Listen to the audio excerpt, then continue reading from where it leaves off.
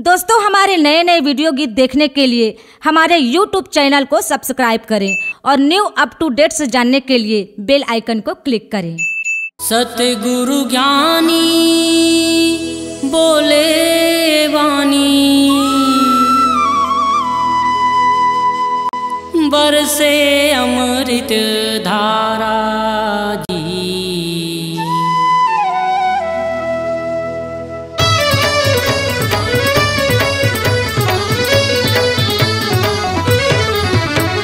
सतगुरु ज्ञानी बोले बानी, सतगुरु ज्ञानी बोले बानी, बरसे अमृत धारा जी।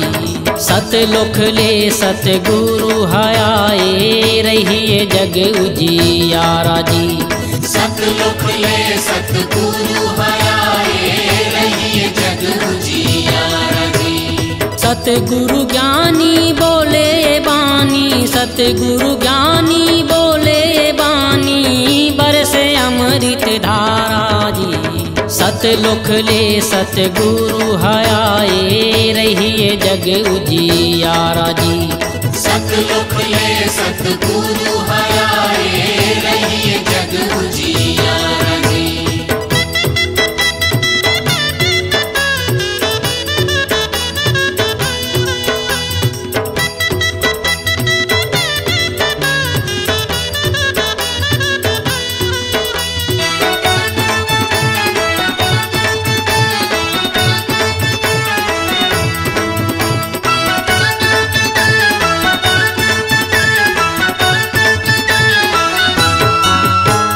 सत के आधार में सतगुरु घासी, पत्थर में धान उगाही हो।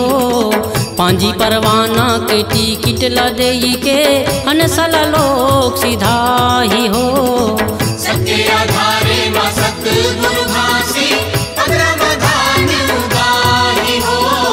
पांजी परवाना के टिकट लदई के, अनसला लोक सिधाही हो। एक आगी एक पानी बनाए, एक आगी एक पानी बनाए, धरती सत के आधारा जी। सतलुख ले सतगुरु हयाए, रहिए जग उजियारा जी। सतलुख ले सतगुरु हयाए, रहिए जग उजियारा जी।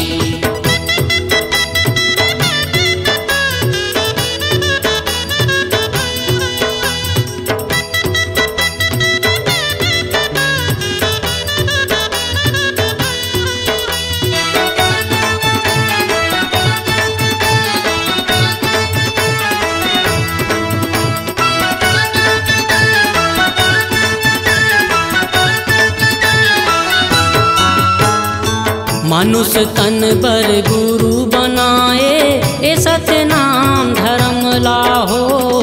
कंठी जनेऊ गुरु बाबा के पहिनाओ, मेट के अपन भरम लाहो। मनुष्य तन पर गुरु बनाए, ए सतनाम धर्म लाहो। कंठी जनेऊ गुरु बाबा के पहिनो, मेट के अपन भरम लाहो। आही दीप में काहे भुलायो, आही दीप में काहे भुलायो, ले ले हो सत के सहारा जी। सतलुख ले सतगुरु हयाए, रहिए जग उजियारा जी। सतलुख ले सतगुरु हयाए, रहिए जग उजियारा जी।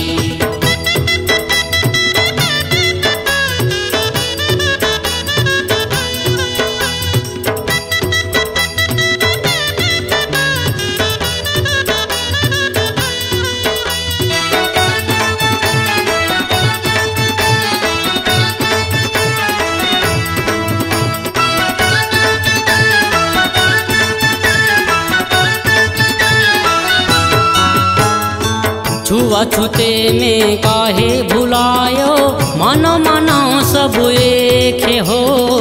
छोटे बड़े यहाँ कोई गनई, सत करे के हेटेक हो।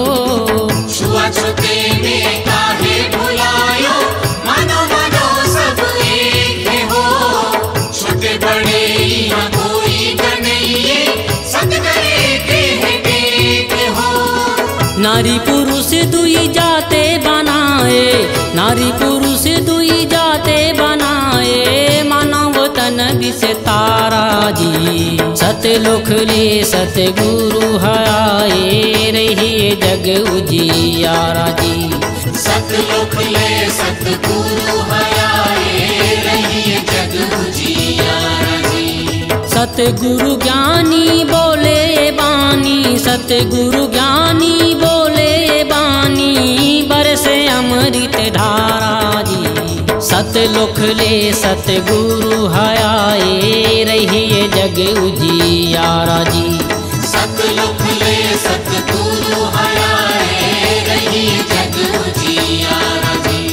सतलोक ले सतगुरु आए, रहिए जग उजियारा जी। सतलोक ले सतगुरु आए, रहिए जग उजियारा जी। C-Log Digital Recording Studio, Cordoba. Contact number 99071192115.